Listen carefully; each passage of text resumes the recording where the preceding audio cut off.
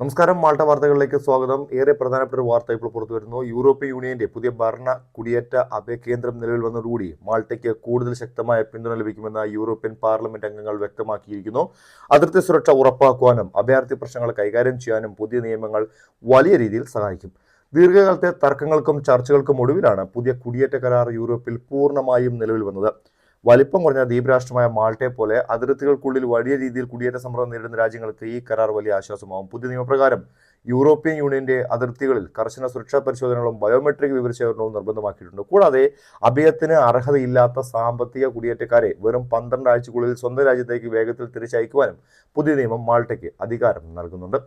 കരാറിന്റെ ഏറ്റവും പ്രധാനപ്പെട്ട ഭാഗം നിർബന്ധിത ഐക്യദാർഢ്യ സംവിധാനമാണ്.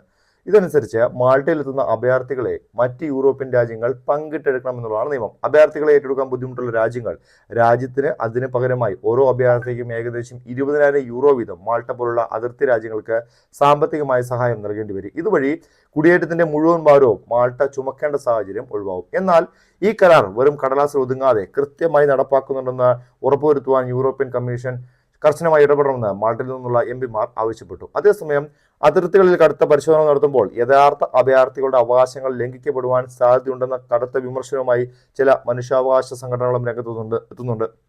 ഈ നിയമങ്ങൾ കൃത്യമായി നടപ്പിലാക്കുവാൻ ഇനി യൂറോപ്യൻ അംഗരാജ്യങ്ങൾ ഒരുമിച്ച് പ്രവർത്തിക്കണമെന്നാണ് യൂറോപ്യൻ നേതാക്കൾ പറയുന്നത്.